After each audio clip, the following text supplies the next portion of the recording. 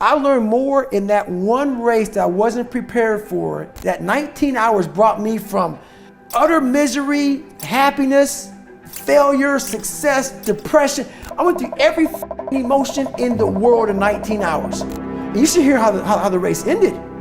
Then I really took a shit on myself. Like, I got in that blue chair when the race ended, and I literally, it just was over. I was in the worst shape of my life.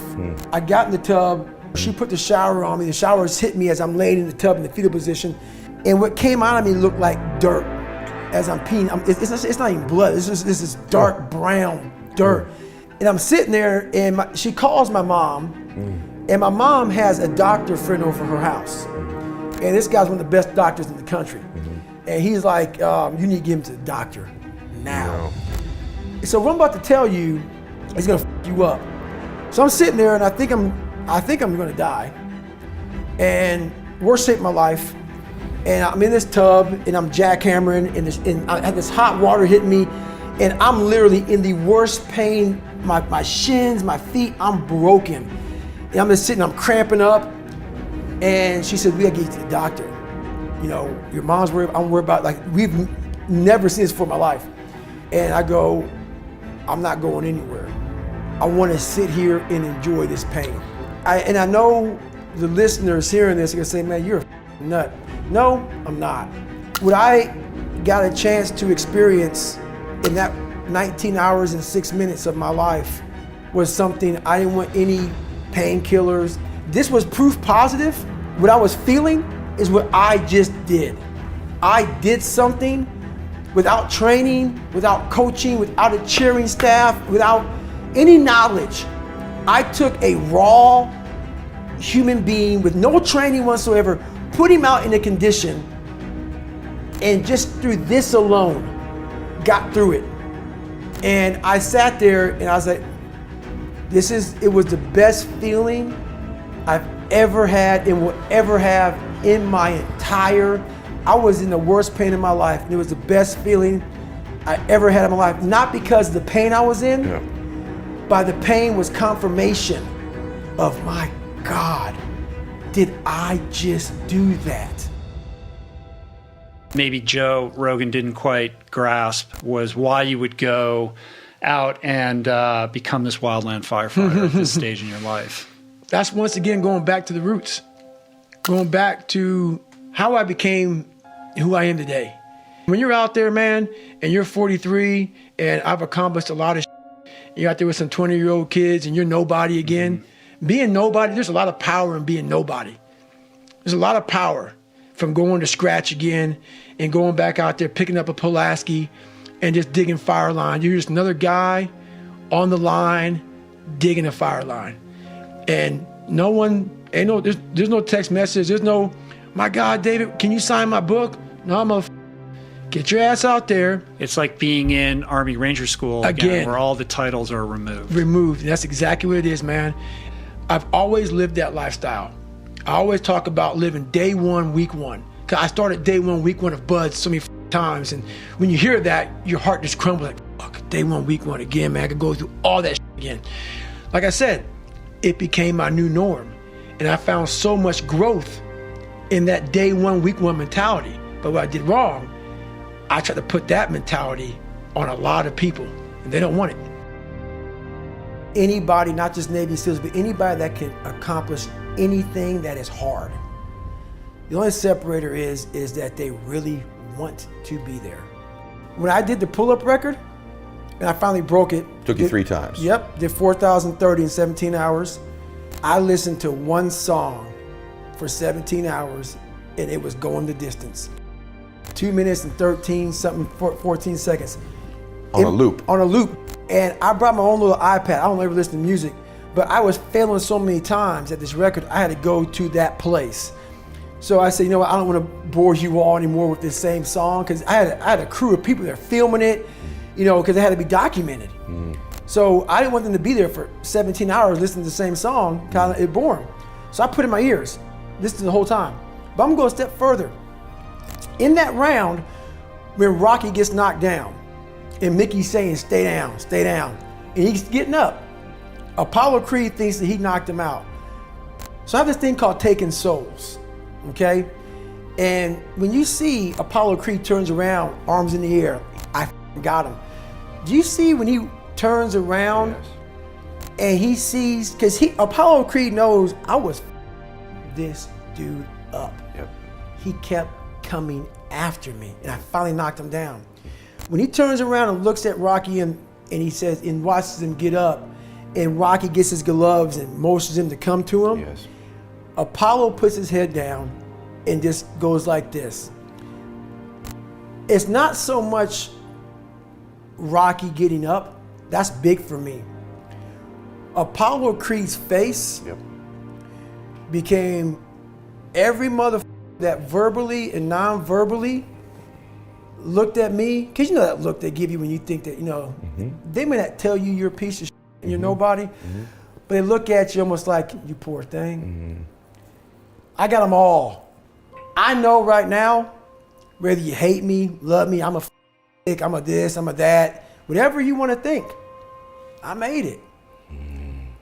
And I know all of you motherfuckers are looking just like Apollo Creed did, because I just kept getting the up. And all I wanted people to do in my life, I don't care about the money, I don't care about the fame, I don't care if all my followers go away tomorrow. I wanted a lot of people that doubted me to look like Apollo Creed did in that 14th round, because I got back up repeatedly. And when you keep on getting back up like that, no matter how strong the person is that's beating the shit out of you, they eventually look at you and say, you know what, I'm tired. And I just want people to be tired. If you're willing to suffer and go back in the grind, that internal dialogue you have with yourself when you're in misery and you're uncomfortable, it's a real, scary, unfiltered, no lying dialogue between you and yourself. And people know exactly what the I'm talking about when you're in a bad spot in life and your mind is saying all kind of shit. That's who you really are. That's the real you. No Rocky Balboa moments going on up there. You're like, hey, it's round 14. Let's come on. We got this. No, it's like, this. I'm out of here, man. This is crazy. That's where the growth happens. When you're able to stay in that moment and talk yourself back into the suck of wherever you're going through, and you start stripping those layers away. But as you're stripping those layers away, you're building calluses over top of shit in your mind. That's where the growth starts to happen, is when you have to force yourself to stay in it. You can't leave it. The purpose is always there. The purpose never leaves us, because the very purpose is you. You are always the purpose. That is the number one purpose in life, is to better oneself. But where do you go to? You wake up on a morning, it's cold, it's wet, it's dark, you've got no cartilage in your knee, you've got shorts, whatever it is that's the issue today. Keep talking. I need you to keep talking about what you were just saying. It's warm on the couch. That's Your it. missus says stay in That's bed. it. It's comfy, That's it's it. cozy, That's you've got it. work later on, you had an argument last night, you're slightly it. hungover. Because I know every mother ain't gonna do what I'm gonna do. So this is how you level up. That's how you level up. I know there's a whole bunch of people with that right there. That fires me up. That makes me happy, what you just said. That brings joy to my life right there. Why? Because I know there's so many people that have the ability and just refuse to get off that couch. Refuse to study a few more hours. Refuse to go deeper, to go further. And that's where I gain the advantage. It's so easy to be great nowadays, my friend, because most people are weak. Most people don't want to go to that extra mile. Most people don't want to find that extra because it sucks. It's miserable. It's lonely. I figured this out. Most of us are only 1 to 10% away from greatness. But we think we're so far away from it that we never try. And once I started going down this journey, I started realizing that, and those percents started to add up. And before I knew it, my mind started hardening, and I started passing so many different people that I thought were so far above me. And then before I knew it, man, I became uncommon amongst the uncommon. Life is a training ground. While you may live a long life, it doesn't mean you graduated at the top of the class.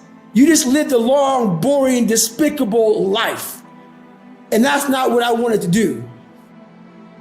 When you're truly committed to something, not like where you like, you know, I want to be a doctor, but when I run into this roadblock, I don't want to be a doctor. No, I'm going to be a doctor come hell and high water. I needed that kind of commitment. And David Goggins didn't know about that commitment. I knew how to wash a car. I knew how to clean a house. I knew how to, do all these manual labor jobs. But when it came down to true suffering, to the highest of suffering, I didn't have that next level of, all right, motherfucker, we have this next level. David Goggins wasn't enough. So I went into my mental lab and realized, but I want to be great, but I don't have greatness in me. So I had to create a motherfucker that was great. And in my mind, I'm really big on visualization.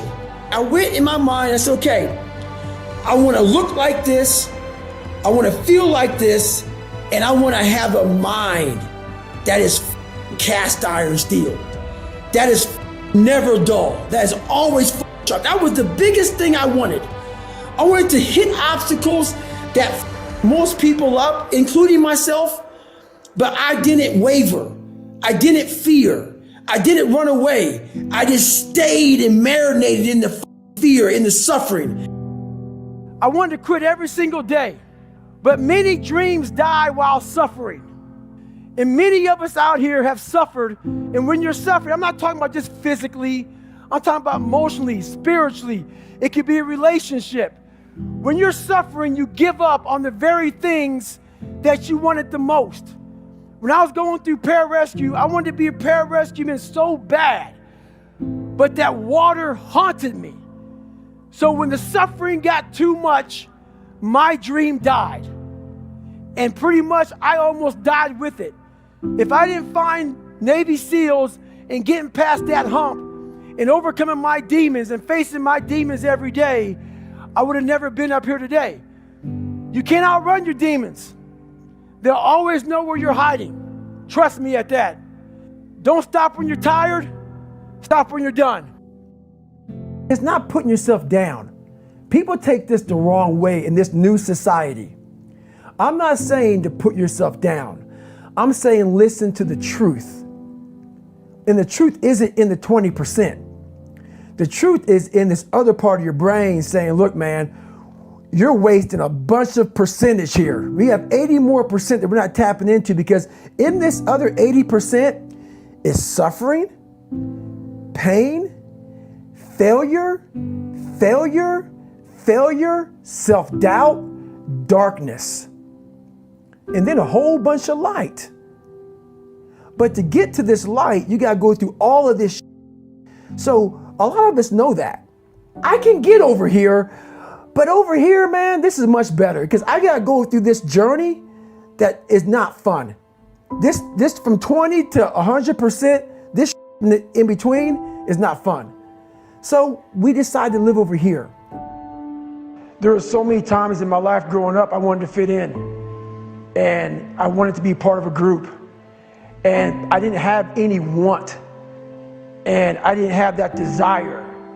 So when you're trying to fit in, when you're trying to be cool, when you're trying to be whatever the hell it is, without having that internal dog, that fight, when things get hard in life, all you do is quit. When you have that internal in you, like I've developed over a lot of years, this dog, it starts to get built up in you, this fight, this warrior. And when things get difficult, you may not make it, but you come back. I wanted to be one of the 1%ers, not the 99%. I realized I had one life to live, and I have to live it. There's not two lives, there's one life. And all these things started happening to me. And then once that started happening, man, everything flipped. But that internal, it starts to build a voice in you that doesn't allow you to sleep in, doesn't allow you to take days off when you know that you're behind. It just keeps you in check throughout everything you're doing in life, because it's not going to allow you to fail. But if you don't work on the inside of you, You will always have that nurturing voice that guides you where it's okay. It's always okay. And if I would have had that, it would have been okay to stay 300 pounds doing what I was doing. So that internal is everything. You can't run, you can't work out. So that's why I went to school and I became a medic. So I'm always in constant pursuit of my 100%. Whatever that is, if I can't run anymore, I'm gonna see what else I can do. I was real proud of how I handled that when my whole life got stripped from me. And I was at like 20 years in the military, and my life was getting stripped, man. And I couldn't run, I couldn't work out, I couldn't do shit anymore. And I didn't lose my all that training I'd gone through, mental training I'd gone through, I was able to utilize it to find a lot of peace in myself, a lot of joy, and a lot of self-fulfillment. I want to raise money for the Special Operations Warrior Foundation. It's a foundation where 100% tuition goes to these kids to go to college, you know, full tuition, whatever. So I found this great foundation. I'm gonna raise money for it. So I said, you know what? I have to Google something that's evil, something very hard. I knew nothing about ultra marathons. I hadn't even run a marathon. I knew nothing about this world. So I Googled the top 10 hardest races in the world. And what comes up is a Badwater 135. It's a 135-mile race through Death Valley in the summertime. I thought it was a stage race. I thought it was a race where you run like 20 miles, set up camp, you know, barbecue outside, and then go run some more the next day. So I called the race director up at the race and said, hey, Chris, his name is Chris Kosman, I want to do your race.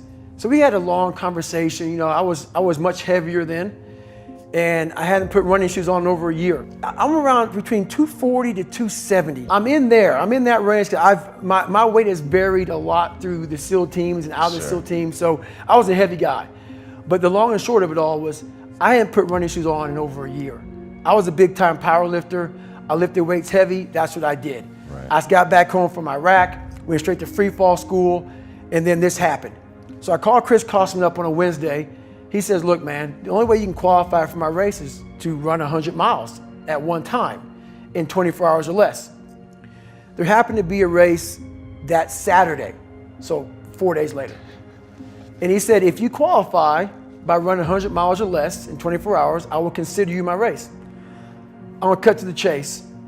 I signed up for this race. It was called the San Diego One Day, where you run around a 1 mile track for 24 hours to see how many miles you can get. My goal was 100 miles. So I got to mile 70, and I cleared 70 miles in like 12, 13 hours pretty quickly. But I was done. My feet were broken. I was stress fractures, shin splints, muscles were tearing. I was in bad shape. I was eating Ritz crackers and drinking Mileplex. That's all I had. No water, didn't know what the hell I was doing out there. Had on some tube socks. It was just ridiculous. It was a clown show. So I sat down at mile 70, and at this time I was married. And I look at my wife and I was like, I'm messed up bad. So I literally start to turn white. Here I am, I'm at mile 70, I think I got 30 miles to go, I'm jacked up. I gotta go to the bathroom, and the bathroom's like 20 feet from me, it's a porta potty. I can't get out of the chair. So I'm peeing blood down my leg, and I got 30 miles to go. And I can't stand up because my blood pressure's all messed up. I've been in 3 hell weeks, Ranger School, overcome so many obstacles in my life. This last 30 miles of this race is when I realized a human being is not so human anymore. We have the ability to go in such a space if you're willing to suffer, and I mean suffer. Your brain and your body, once connected together, can do anything. And this 30 miles was the life-changing moment. I was out of it. I was in the worst pain in my entire life. I was, to me, on the brink of death. And I was able to chunk this 30 damn miles into small pieces. I was so driven, and I'm not gonna say motivated, because motivation's crap. Motivation comes and goes. When you're driven, whatever's in front of you will get destroyed. So I sat in this chair and I was so driven to succeed in this race. And at this time, everybody goes, were you thinking about the guys that died? And I'm not gonna lie to you, I wasn't. This became a personal thing. This became me against this race, me against the kids that called me against me. It just became something that I took so violently personal. And I broke this thing down into small pieces. I said, okay, I got to get nutrition. I got to be able to stand up before I can get off this curb and get off this chair and be able to go 30 miles. So I went through all these small steps, and I was able to stand up. And then from standing up, I was literally walking around with my wife at the time, and she goes, "You're not gonna make the time." She goes, "You're walking like 30-some minute miles." I got to mile 81, and the second she said that I'm not gonna make the time, I ran the last 19 miles nonstop. So this was years ago. I had literally the size of $50. I had to get compression tape, and I taped up my ankles and I taped up my feet, and that's how I got through that race. My shins hurt so bad from having stretch fractures that the only way I could continue on was I taped it so I wasn't doing the flexor motion that activates your shins. So I taped my ankles and my shins up, and I got that from because in my third hell week, they weren't gonna let me go back through train anymore. So I literally went through all of BUDS, my last SEAL training, with stretch fractures and shin splints. And how I did it was I would tape my ankles all the way up to my calf every morning. So for the first hour, the pain was excruciating. But what happened is my feet would go numb. And I did that every single day for 6 months. That's how I got through my third hell week, because I was so broken from the first two that the commander said, "Hey, the CEO said this is your last time we're sending you through." So that's how I got the idea to do that. And people may listen to this and say, this guy is sadistic, he's crazy, No, if you know how I came up, you realize I was just a scared kid that found drive and passion to be something much better than what he thought he was. That's all it is. Cookie jar is something that I've made up of all the failures of my life, all the things that I failed and I went back. I failed and I went back and I finally succeeded. All the things that kicked my ass, I put them all in the cookie jar, because at times of hell, even the hardest men, in times of suffering, what we do is we forget how hard we really are. Because that's what suffering is. Suffering is a test. That's all it is. Suffering is the true test of life. And so that cookie jar travels in my brain. So whenever I get put in a situation where I have poopy pants, the woe is me mentality of, oh my God, life sucks, I take a second, I take the 1 second decision, I step out of my life for 1 second, go in the cookie jar, pull up, oh, you were in 3 hell weeks and finished 2. One of those hell weeks, a guy died in because it was so bad. Oh, you are a badass. You are. I put it back in the cookie jar, and I remember who I really am. I'm not the kid that was called, I'm not the scared kid. This is who I am. It's a reminder of who you truly are at the core of yourself. But what I was saying to myself the whole time on that track, and this is what I say to myself: self-talk and visualization are the 2 keys to my success. I believed for that last 19 miles, I was indestructible, because I took myself in that chair, crapping up my back, peeing blood down my leg, shin splints, stretch fractures. I use all that for motivation versus negativity. I use it for motivation. I said to myself, who on this earth would still be going right now? You are. You are. You gotta be the hardest girl on the planet. Is it true? I don't give a f. At that time, it got me to the finish line of that race. I believed it. I believe it today. I believed it enough to where my body said, he's not gonna stop. I took all the negative things. I need to go to the hospital, this and that. Who the hell could even get out of that chair? You did. Who the hell would even think about taping stretch fractures up? You did. All those things I used for motivation. And in Hell Week, what they do in Hell Week, because this is where I really went to the dark side. What they do in Hell Week is they design Hell Week to find your flaws. And they do a really good job of that. It's 130 hours of continuous training. You may get 2 hours of sleep. and they beat the shit out of you and find everything wrong with your mentality.